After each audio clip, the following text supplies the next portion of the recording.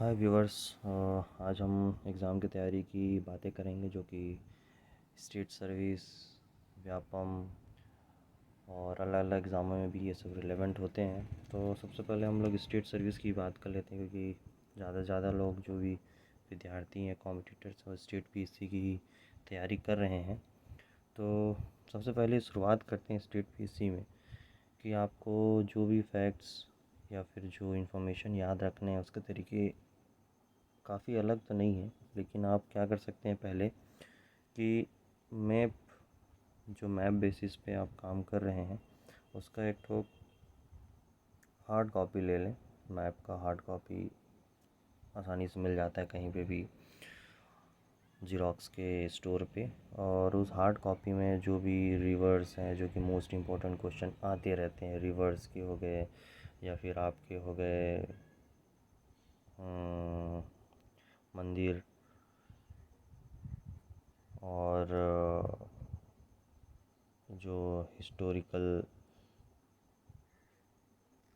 Places हैं, ये सब के भी आते हैं क्वेश्चंस बहुत ज़्यादा। सबसे ज़्यादा यही टारगेट करते हैं, स्पेशली जो रिवर्स होते हैं इस पे अच्छे खासे क्वेश्चंस तो आते ही हैं इन एनी कंडीशन। इसमें कोई डाउट नहीं है, क्योंकि रिवर्स में आते हैं। तो इनको याद करने का तरीका, आप अगर मैप बेसिस पे चलेंगे तो बहुत अच्छा रहेगा, क्योंकि एक बार मैप में अगर आपको याद हो जाए कि छत्तीसगढ़ के मैप में यहाँ से इसका उद्गम स्थल है, यहाँ से ये सारी नदियाँ ट्रिब्यूटरीज होती हैं, और आपको पता है कि महानदी, शिवनाथ और भी नदियाँ हैं जो कि मोस्ट इम्पॉर्टेंट है।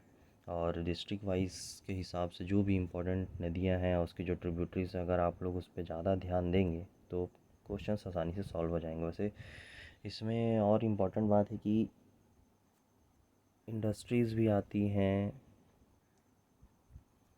और जो भी माइनिंग एरिया है या एल्युमिनियम, कॉपर और भी अलग अलग चीज़ें, सोने का खदान, ये सब भी इम्पोर्टेंट है, क्योंकि छत्तीसगढ़ स्टेट में आयरन और ये सब ज़्यादा है, कोल ज़्यादा है। तो बेसिक बेसिक जो चीज़ें हैं पहले इस पे स्टार्ट करके ख़त्म कर दिया जाए। इंडस्ट्रियल प्लेसेस पे जो भी चीज़ें हैं उसको स्टार्ट ख़त्म कर दिया जाए। और मैं आपको सिर्फ ओवरव्यू बता रहा हूँ कि किस तरीके के मेन पॉइंट्स जो बेसिक हैं जो आपको पकड़ना चाहिए। भले ही आप रिवीजन कर चुके हैं, बहुत सारे फैक्ट्स एंड फिगर्स याद कर चुके होंगे, बहुत सारे मटेरियल्स याद कर चुके होंगे, लेकिन कुछ चीज़ें हैं जो कि स्पेसिफ़िकली मोस्ट इम्पॉर्टेंट है और वो बदलने वाला नहीं है।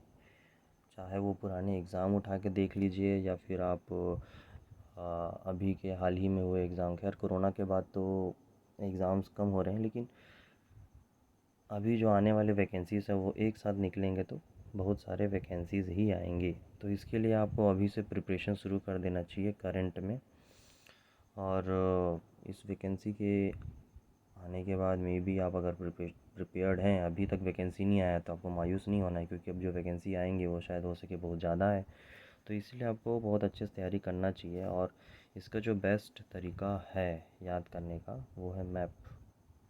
मैप से आपको अधिकतर चीज़ें सॉल्व हो जाएगी, मैक्सिमम टू मैक्सिमम चीज़ें सॉल्व हो जाएंगी, क्योंकि आपको जब याद रहेगा, मेमोराइज़ रहेगा कि हाँ ये छत्तीसगढ़ का मैप है और मैंने मैप पे अच्छा वर्क किया है, तो उसमें जो इंडस्ट्रियल हो या फिर रिवर्स हो या फिर टेंपल, मंदिर हो या फिर हिस्टोरिकल और अलग अलग प्लेसेस हो, ये सब आपको ऑटोमेटिकली याद हो जाएगा। आपका बहुत सारे जो नॉलेज हैं या फिर जो आप एक्सेस करना चाहते हैं, याद रखना चाहते हैं, वो आपको याद हो जाएगा कि किस तरीके से आपको अपने दिमाग में सब चीज़ें बैठानी है। और जब क्वेश्चन आपको घुमा के पूछा जाएगा तो आप इसका आंसर राइटली दे पाएंगे। ये एक बात है कि आपको जो घुमा फिरा क्वेश्चन पूछा जाएगा तो आपको अगर याद होगा, अच्छे तरीके से पूरा बेसिक क्लियर होगा, तो आप आंसर देने में सक्षम होंगे। ये तो मेरा कहना था। और जो इम्पोर्टेंट टॉपिक्स हैं, पहले तो मैं यही बोलूँगा कि करंट अफेयर कम होते हैं तो उसको जितना जल्दी हो सके आप कवर कर लीजिए। जो कि करंट अफेयर्स में नेशनल और इंटरनेशनल ये दोनों कवर हो जाते हैं, तो ये बेस्ट प्लेस है। और इसके लिए यही बोलना चाहूँगा, किसी भी रेप्यूटेड इंस्टीट्यूट से आप पढ़ें और अपने हिसाब से जैसा सही लगे। लेकिन ये है कि बस डायरेक्शनलेस, दिशाहीन मत हो जाइएगा पढ़ते पढ़ते, क्योंकि कई बार क्या होता है कि हम जो डेटा या नोट्स पढ़ रहे होते हैं किसी भी चीज़ों का, तो क्या पता वो रिपीट हो रहा हो और हम वही चीज़ को पढ़ रहे हैं, बस वर्ड्स अलग होते हैं लेकिन हम काम उसी पे कर रहे हैं और आप आगे नहीं बढ़ रहे हैं, जबकि वो उसी में आप राउंड राउंड सर्कल गोला गोला घुमा के रखे हुए हैं। तो आपको ये करने की ज़रूरत है कि आप पहले किसी एक रिप्यूटेड इंस्टीट्यूट का करंट अफेयर, या फिर जो आपको लगे कि हाँ मेरे को पढ़ना है, तो सिर्फ उसी के साथ आप कंसिस्टेंट बने रहें, क्योंकि इसमें ही आपका फ़ायदा है। और अलग अलग इंस्टीट्यूट आप उठाएंगे तो बस वर्ड्स अलग होंगे, बाकी कुछ चीज़ें नहीं मिलेंगी। इसीलिए आपको कंसिस्टेंट रहना ज़रूरत है एक इंस्टीट्यूट के साथ। कंसिस्टेंट रहेंगे तो इसमें क्या आपको फ़ायदा है कि आपको वो चीज़ें, नई नई जानकारियाँ बड़ी आसानी से उपलब्ध होते रहेंगी, आपको याद होते रहेंगे और आप रिपीट नहीं करेंगे किसी एक रेप्यूटेड इंस्टीट्यूट के साथ, या फिर किसी भी आप उठा सकते हैं करंट अफेयर न्यूज़पेपर वगैरह, और आप खुद का भी नोट्स बना सकते हैं तो बहुत अच्छी बात होगी। और अब हम चलते हैं कि किस तरीके के टॉपिक्स जो रहते हैं वो ध्यान देने लायक है। तो स्टार्टिंग करेंगे, मैं तो ये बोला था रिवर सिस्टम से, तो ये ड्रेनेज सिस्टम जो है ये काफ़ी इम्पोर्टेंट है। अब अलग अलग बुक में अलग अलग तरीके से नाम दिया होगा, लेकिन जो मैं बेसिक नाम बोल रहा हूँ, ये जो ड्रेनेज सिस्टम है, इस ड्रेनेज सिस्टम में आपके जितने भी छत्तीसगढ़ में रिवर्स हैं, उसके ट्रिब्यूटरीज़ हैं, अलग अलग जगहों से हो के गुजरती हैं। कई जगह पे ऐसा होता है कि 3 नदियाँ आके मिलती हैं तो संगम होता है, तो वहाँ पे कई जगह मेला लगते हैं, बहुत पुरानी है, हिस्टोरिकल प्लेसेस बन जाती हैं। तो ये सब चीज़ें आपको ध्यान देना होगा और इसको आपको याद कर लेना होगा, क्योंकि इसमें आपको ये चीज़ें भी पता चल जाएगा कि इसकी जो नदियाँ हैं वो कहाँ से शुरुआत हो रही है और वो किस तरफ से होते हुए कहाँ पे जा रही हैं, और उस जगह के एरिया में जो भी इरिगेशन हो रहा है या फिर कहीं पे प्लांट इंडस्ट्री है ये सब चीज़ें भी आपको साथ में याद होता जाएगा। तो आपका एक साथ बहुत सारे जो डेटा हैं या फिर जो बोलना चाहिए नोट्स हैं वो आपको काम आते जाएंगे।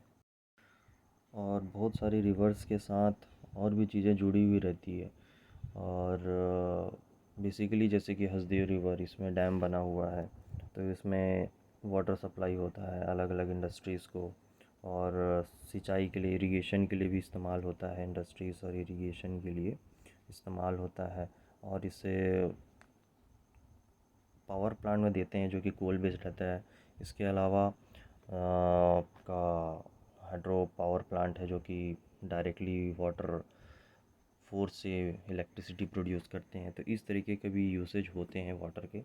और बेसिकली अगर आप मैप बेसिस पे जाएंगे तो ये चीज़ें आपको क्लियर होगा कि कहाँ पे सप्लाई है या फिर किस तरफ से जा रहा है, और कैसे वाटर को इस्तेमाल किया जा रहा है अलग अलग पर्पस के लिए।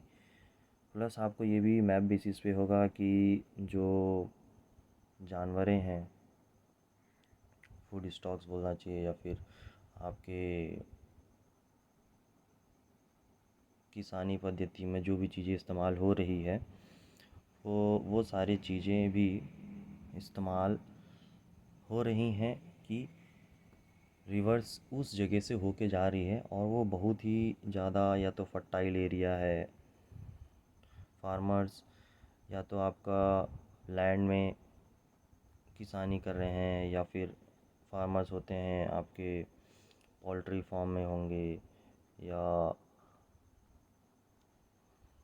गाय पालन, बकरी पालन, ये सब चीज़ों में होंगे। तो मिल्क प्रोडक्शन हो गया, मिल्क प्रोडक्शन भी इससे डायरेक्टली कनेक्टेड है। दूसरा आपका बकरी पालन में आते हैं और भी चीज़ें हैं जो कि अलग अलग तरीके से इस्तेमाल किए जा रहे हैं। तो अगर आप, मैं तो बेसिकली इस पे फोर्स दे रहा हूँ, मैप बेसिस पे अगर आप याद करेंगे तो आपको बहुत अच्छे तरीके से सारे चीज़ें क्लियर होंगे। प्लस अगर क्वेश्चंस घुमा फिरा के पूछा जा रहा है तो आप इसके डायरेक्टली आंसर दे देंगे, क्योंकि आपको अगर मैप क्लियर होगा तो चाहे वो बेसिक से क्वेश्चन उठाए स्टार्टिंग पॉइंट से, या तो एंडिंग पॉइंट से, या इसके बीच में क्वेश्चन उठाए, तो ये आप देने में सक्षम होंगे अगर आप मैप पे वर्क करेंगे अच्छे से। और प्लस आपका मैप में जो इमेज बनता है दिमाग में, अगर वो क्लियर है तब तो और बेहतर तरीके से आप इसका आंसर दे पाएंगे।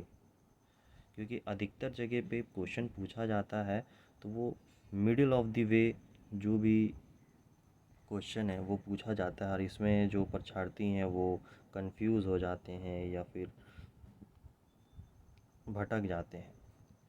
तो ये सब बचने के लिए ये है कि आप मैप बेसिस पे वर्क करें। ज़्यादा नहीं, रोज़ के अगर 1 घंटे या 2 घंटे भी दे रहे हैं इट इज़ सफिशेंट।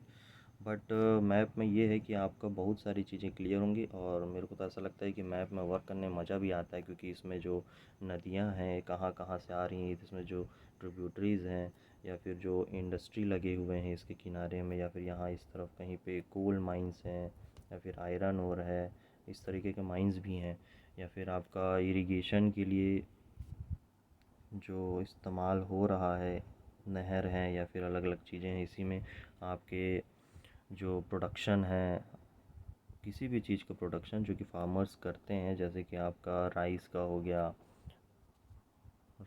गया या फिर अलग अलग चीज़ों के जो भी प्रोडक्शन होते हैं, ये सब आपको याद होता रहेगा वाया मैप।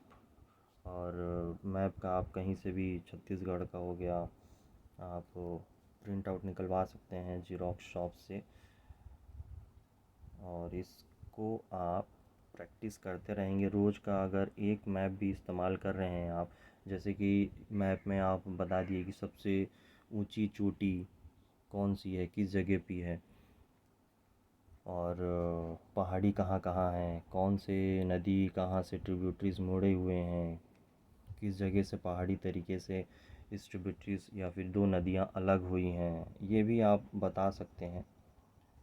और जो भी नए नए ज़िले बने हैं, जैसे कि अभी जीपीएम करके ज़िला बना हुआ है, और भी ज़िले नए नए बने हुए हैं, डिस्ट्रिक्ट बने हुए हैं, तो ये सब चीज़ें आपको वाया मैप बहुत अच्छे से क्लियर होगा और आपको याद भी रहेगा। लर्निंग प्रोसेस में आप रहेंगे और आपको मेमोराइज़ हो जाएगा, बहुत सारी चीज़ें आपको क्लियर होंगे। क्योंकि जो भी अभी लेटेस्ट में अपडेशन हुआ है, लेटेस्ट अपडेशन जो भी हुआ है, वो सब अगर आप फैक्ट्स याद करने जाएंगे तो याद तो हो जाएंगे, चलिए ठीक है, लेकिन अगर अब घुमा के या फिर ट्विस्ट करके क्वेश्चन पूछा, चलिए ठीक है आंसर दे दिए, बहुत अच्छी बात है, बट मैप आपका एक बैकअप है, जिसमें कि अगर ट्विस्ट करके क्वेश्चन पूछा तो ये मैप या फिर आपने जो भी इस पर प्रैक्टिस किया है वो आपको रिकॉल होगा, और आप जिस तरीके का ट्विस्ट किया हुआ क्वेश्चन है आप उसको समझ के आंसर दे पाएंगे।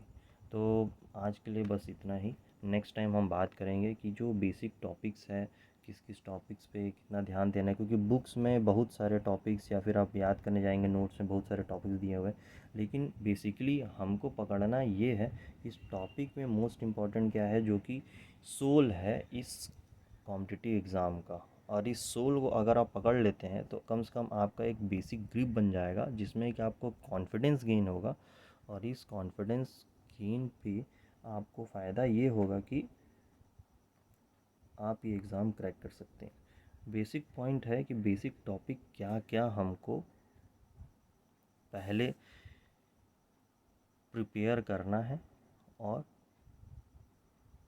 ये ही मोस्ट इम्पॉर्टेंट चीज़ें हैं। क्योंकि बुक्स आपने बहुत सारी पढ़ी होगी या बहुत सारी ली होगी, लेकिन कॉम्पिटिटिव एग्ज़ाम में आपको सिलेबस मोस्ट इम्पॉर्टेंट जो आपको पढ़ लेना चाहिए सिलेबस, क्योंकि इसी पे ही सारे एग्ज़ाम टिके हुए हैं और ये सोल है। और दूसरी बात, जो आप पढ़ रहे हैं सिलेबस, इसमें आपको मोस्ट इम्पॉर्टेंट टॉपिक ढूंढ कर रखना है, जो कि प्रीवियस ईयर क्वेश्चन से या फिर आपके सीनियर्स या रेप्यूटेड इंस्टीट्यूट में उसको बता ही देंगे। तो बेसिकली फ़र्स्ट इसी पे ही प्रिपेयर करना है आपको, तभी आपको कॉन्फिडेंस गेन होगा और आप बहुत अच्छा परफॉर्म कर पाएंगे। तो हम अब मिलते हैं नेक्स्ट क्लास में। धन्यवाद वीडियो देखने के लिए।